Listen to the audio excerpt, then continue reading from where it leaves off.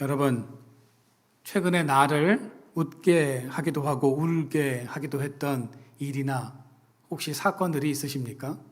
최근이요, 저를 웃게 하기도 하고 울게 했던 드라마가 한 편 있는데요.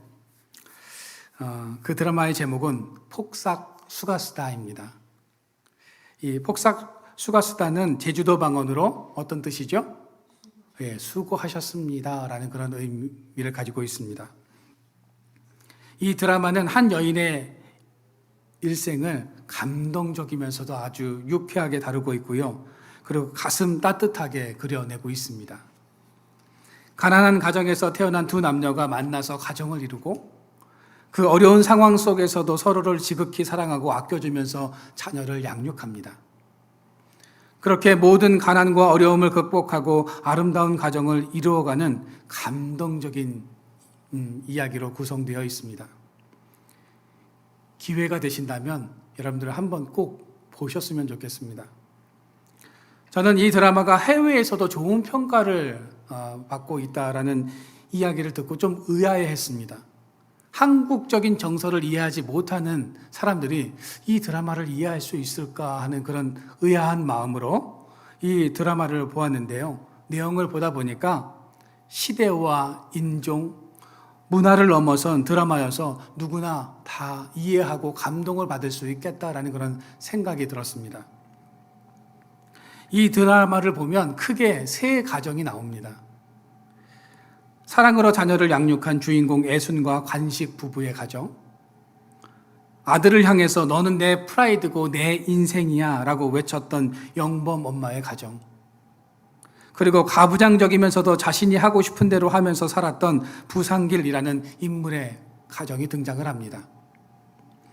이 가정 중에서 저에게 아주 기억에 남는 장면은 영범 어머니가 자신의 아들과 주인공의 딸인 금명이에게 했던 말입니다. 너는 내 프라이드, 자존심, 자랑이고 내 인생이야. 내 인생의 8알은 내 거야 라고 말했던 장면들이 참 생각이 납니다. 영범은 서울대 법학대에 입학한 수재였습니다. 그런 아들이 가난한 집 딸과 결혼하는 것이 엄마 입장에서는요, 못마땅했던 겁니다. 나의 자랑이고 내 인생 자체인 그 아들이 별 볼 일 없는 여자와 결혼하는 것이 싫어서 회방을 놓았고 결국 이 둘을 헤어지게 만듭니다. 여러분, 영범 엄마가 아들에게 자주 했던 너는 내 자랑이고 내 자존심이며 내 인생이야 라고 했던 이 말이 성경의 구약 당시에도 있었다면 믿으시겠습니까? 구약에서도 자녀는 어머니의 길을 세우는 존재였습니다. 어머니의 태에서 난 아들의 있고 없고에 따라서 이 구약 시대의 어머니는 웃기도 하고 울기도 했습니다. 구약 당시 결혼한 여인들에게 자녀 즉 아들은 그 여인의 자랑이었고 그 여인의 인생이었다는 겁니다. 창세기의 아브라함과 사라의 이야기가 바로 이런 배경에서부터 시작되고 있습니다. 그렇다면 오늘 본문은 우리에게 어떤 영적인 말씀을 하고 있는지를 우리가 세 가지로 알아보면서 같이 은혜를 나누고자 합니다.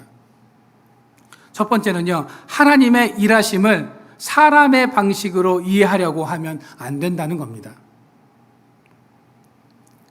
오늘 본문 말씀에 보시면 사라에게는 자녀가 없었습니다. 창세기에서 사라를 소개할 때 그 첫 장면이 그녀가 임신하지 못하는 여자였음을 말씀하고 있습니다. 창세기 11장 30절입니다. 우리가 말씀을 같이 한번 읽어볼까요? 시작. 사레는 임신하지 못함으로 자식이 없었더라. 창세기 16장 1절 상반절입니다. 같이 읽겠습니다. 아브라함의 아내 사레는 출산하지 못하였고. 왜 성경은 이 사라에게 자녀가 없다는 말로 이 사라를 소개하고 있을까요?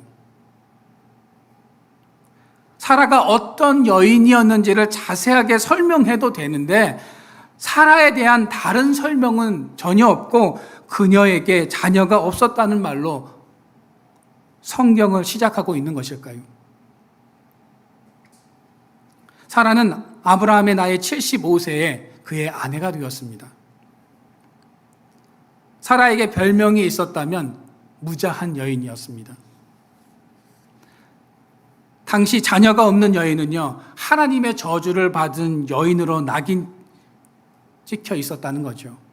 그래서 그녀는 얼굴을 들지 못하는 삶을 살았습니다. 결혼한 여인에게 자녀가 없다는 것은 하나님의 창조 질서를 무너뜨리는 행위였기에 그녀에게는 씻을 수 없는 오명이었고, 당시 여인들의 입방아에 오를 만한 주제였으며, 여인들의 무리에 낄 수 없는 소외된 삶을 살았다라는 것을 우리가 짐작해 볼 수 있다는 겁니다. 여러분, 결혼한 부부에게 자녀가 없다는 것은 오늘날 여러 가지 의미를 가지고 있습니다. 집안 형편이 좋지 않아서 맞벌이를 해서 자녀를 키울 수 없는 상황이어서, 또한 자녀를 낳을 수 없는 원인이 여인이 아니라 남성에게 있을 수도 있습니다. 그러나 구약 당시는 그 모든 책임이 누구에게 있었습니까? 여성에게 있었다는 거죠. 사라가 25년 동안 겪어야 했던 자녀 없음의 삶은 그녀가 얼마나 사회적 분위기 속에서 심적으로 큰 부담을 안고 살았는지, 마음속에 큰 돌덩이를 하나 얹고 살았는지를 우리가 알 수 있다는 거죠. 이렇게 저주받은 여인으로 자신을 내세울 수 있는 것이 하나도 없던 사라와 아브라함에게 하나님께서는 어떤 약속을 하십니까? 내년 이맘때에 내가 반드시 내게 돌아올 텐데 내 아내에게 아들이 있을 것이라고 말씀하십니다.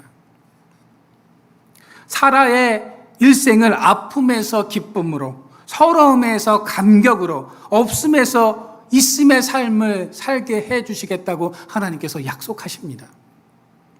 이쯤 되면 사라가 어떻게 해야 합니까? 감사하면서 막 춤을 추어야 하는 그런 상황입니다. 그런데 아브라함과 사라는 이때까지만 해도 하나님의 역사를 사람의 방식으로 이해하고 있었습니다. 생명의 탄생을 인간적인 시각으로만 바라보고 있다는 거죠. 오늘 여러분들이 읽으셨던 창세기 18장 11절과 12절 말씀을 우리가 다시 한번 읽어보도록 하겠습니다. 다시 읽겠습니다. 시작. 아브라함과 사라는 나이가 많아 늙었고 끊어졌는지라 사라가 속으로 웃고 이르되 노쇠하였고 내 주인도 늙었으니 내게 무슨 즐거움이 있으리요. 지금 사라는 하나님의 능력을 믿지 못하고 나는 생물학적으로 자녀를 낳을 수 없는 상태가 되었다라고 말을 하고 있습니다. 지금 하나님께서는 아브라함과 사라에게 자녀를 허락해 주시겠다고 말씀하시는데, 사라는 자녀를 주시겠다는 이 말씀에 대해서 어떤 반응을 보이고 있습니까? 나는 노쇠하였고 남편은 늙었다라고 이렇게 표현하고 있습니다. 여러분, 노쇠하다, 늙었다라는 이 의미는요, 전혀 다른 그런 뜻을 가지고 있습니다. 노쇠하다라는 것은요, 자녀를 낳을 수 없다는 그런 뜻입니다. 그런데요, 늙은 자라는 것은요, 그래도 자녀를 낳을 수 있다는 뜻입니다. 사라 자신은 생리가 끊어지고 노쇠했기에 자녀를 낳을 수 없지만, 늙은 아브라함은 다른 여인을 통해서 자녀를 낳을 수 있다는 의미로 하나님의 말씀을 받아들이고 있다는 거죠. 사라는 하나님의 말씀을 인간적인 세속적인 방법으로 이루려고 했습니다. 그러나 하나님의 생각은 아브라함과 사라가 상상하지 못한 방법이었다는 거죠. 사라는 하나님의 언약의 말씀을 듣고 어떤 행동을 보였습니까? 웃었습니다. 자신이 아들을 낳을 것이라는 이 하나님의 말씀을 듣고 웃었던 사라가 창세기 21장에 보면 어떤 반응을 보이는지 아십니까? 창세기 21장 2절과 6절 말씀을 우리가 같이 한번 읽어보도록 하겠습니다. 시작. 사라가 임신하고 하나님이 말씀하신 시기가 되어 노년의 아브라함에게 아들을 낳으니 사라가 이르되 하나님이 나를 웃게 하시니 듣는 자가 다 나와 함께 웃으리로다. 사라는 하나님께서 나를 웃게 하셨다라고 찬양하고 있습니다.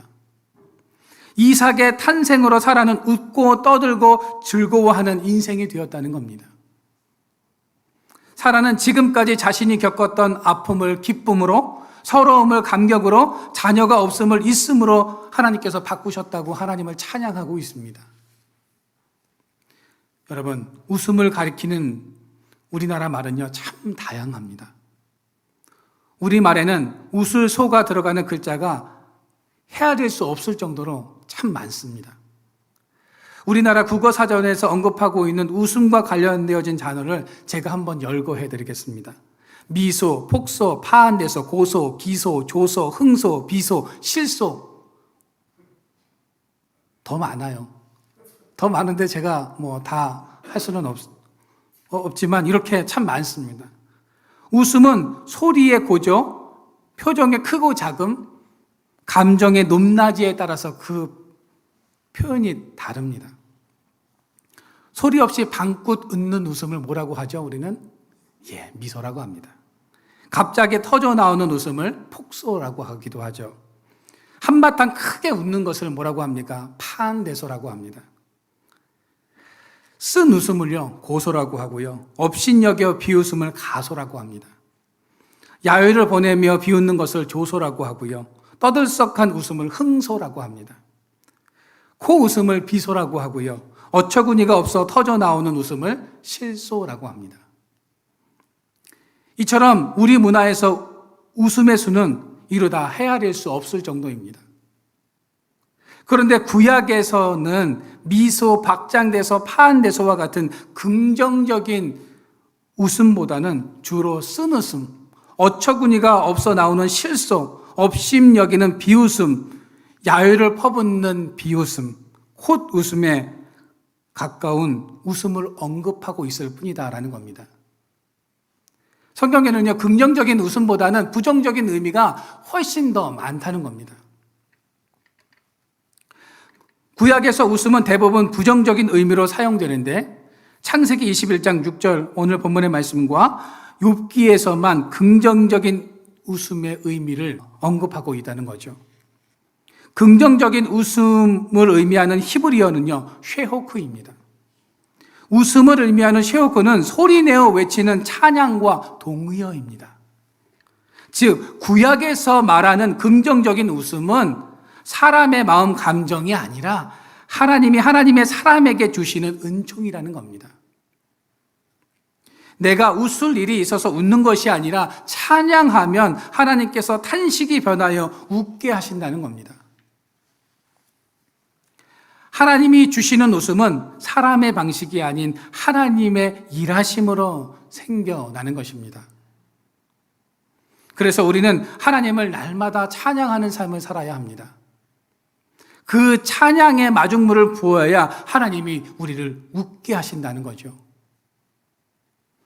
여러분, 하나님은 우리를 웃게 하시는 분이십니다. 순간적인 감정으로 웃게 하시는 것이 아니라 우리의 근본적인 문제를 해결하셔서 우리를 웃게 하신다는 거죠. 그것이 사라에게는 자녀였던 겁니다. 여러분, 하나님은 지금 우리의 근본적인 문제를 해결해 주심으로 웃게 하십니다.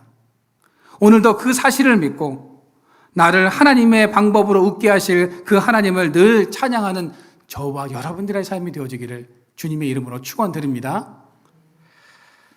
두 번째로 슬픔의 눈물을 웃음으로 바꾸셨습니다. 여러분, 아브라함의 원래 이름이 무엇이었습니까? 아브람이었습니다. 아브람은 아버지와 높음의 조합으로 아브람의 뜻은 아버지는 높으시다라는 그런 뜻을 가지고 있습니다. 그런데 하나님께서는 이 아브라함의 이름을 아브라함으로 바꾸십니다. 여기서 아브는요, 아버지고요. 라함은 많은 무리의 합성어로 많은 민족의 아버지라는 그런 의미를 가지고 있습니다.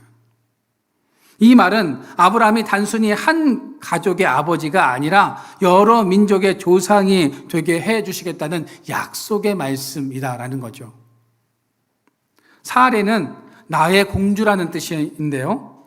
이제 하나님께서는 사레를 사라라고 이름을 바꾸시죠. 사라는 모든 민족의 어머니라는 그런 뜻을 가지고 있습니다. 여러분, 하나님께서는 아브라함과 사라를 통해서 많은 민족을 이루신다고 약속하고 계신데 정작 이 두 부부에게는 무엇이 없습니까? 자녀가 없습니다. 자녀가 있어야 민족의 아버지, 민족의 어머니가 되는데 아브라함과 사라에게는 자녀가 없었다는 겁니다. 그래서 아브라함은요, 하나님의 이 말에, 하나님의 이 약속에 토를 답니다. 뭐라고 토를 다는지 아십니까? 창세기 17장 17절입니다. 우리가 한번 같이 말씀을 읽어보겠습니다. 시작. 아브라함이 엎드려 웃으며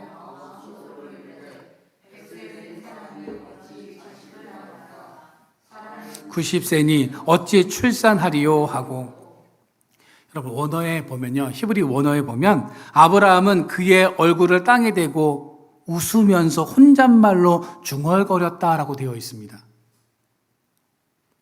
지금 아브라함이요, 하나님 앞에 딱 엎드려가지고 고개 숙이고 혼잣말로 어떻게 100세 된 사람이 아들을 낳고 90세가 된 여인이 어떻게 출산을 해? 라고 하면서 이런 혼잣말로 중얼거리면서 웃고 있다는 겁니다.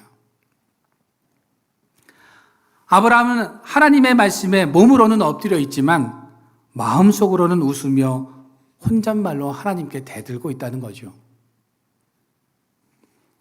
아브라함의 웃음에는 하나님이 하시려는 일에 대한 사람의 판단이 담겨져 있는 것입니다. 100세, 90세가 된 사람으로서는 하나님의 계획을 수행할 처지가 못 된다라는 판단이 그 웃음에 담겨져 있다는 겁니다. 하나님의 계획에 웃음으로 반응하는 것은 사라도 마찬가지였습니다. 창세기 18장 13절과 15절 말씀을 우리가 한번 읽어보도록 하겠습니다. 같이 읽겠습니다. 시작. 여호와께서 아브라함에게 이르시되 사라가 왜 웃으며 이르기를 내가 늙었거늘 어떻게 아들을 낳으리요 하느냐. 사라가 두려워서 부인하여 이르되 내가 웃지 아니하였나이다. 이르되 아니라 내가 웃었느니라. 사라도 아브라함처럼 웃고 있었습니다. 다만 아브라함은 혼자서 중얼거리면서 웃었다면 사라는 그 속으로 웃었던 웃음이 겉으로 표현되었다는 거죠. 그래서 성경에 보면 그 웃음의 문제로 하나님과 사라 사이에 실랑이가 벌어집니다.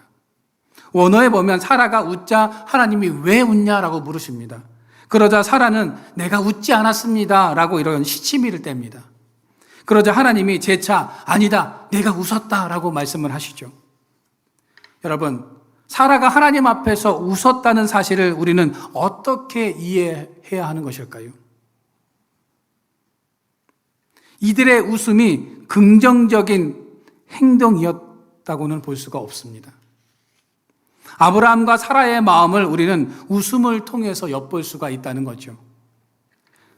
그들이 왜 웃고 있었는지 정확히는 알 수 없지만 분명한 것은 사라의 마음이 닫혀 있었다는 겁니다. 사라의 웃음을 우리말로 표현해 보자면 어처구니가 없어서 터져 나오는 실소였음을 알 수 있습니다. 사라는 하나님의 말씀을 듣고 어처구니가 없어서 웃음을 터뜨린 겁니다. 아브라함과 사라는 하나님의 말씀에 믿음으로 반응하면서 웃음으로 화답하고 있는 것이 아니라 지금 너무 어처구니가 없어서 헛웃음을 짓고 있다는 겁니다. 즉 그들의 마음이 닫혀 있었다라는 것을 우리가 알 수 있다는 거죠. 아브라함과 사라는 하나님의 일을 사람의 일로 계산하고 판단했던 겁니다. 하나님이 이루실 역사를 인간의 지식과 경험으로 판단하고 그 모든 것들을 닫아버리고 있었다는 거죠. 여러분, 우리가 하나님의 일하심을 모르면 하나님을 비웃게 됩니다. 하나님의 뜻을 헤아리는 사람은 그 인생이 희극이지만 하나님의 손짓을 외면하면 그 인생은 비극으로 끝나버리고 마는 것입니다. 웃음은 사람의 속내를 파악할 수 있는 중요한 단서입니다. 아브라함의 비웃음, 사라의 콧웃음은 그들의 마음이 닫혔고 그들의 인생이 어두웠다는 것을 의미하고 있는 것입니다. 여러분, 하나님께서 왜 아브라함과 사라의 아들인 이삭의 이름을 웃음이라고 지으셨을까요? 그것은요, 괘씸해서가 아니라 굳게 닫혀진 마음이 열려지고 어두웠던 인생이 기쁨의 찬양이 흘러나오도록 해 주시겠다는 약속의 의미였던 겁니다.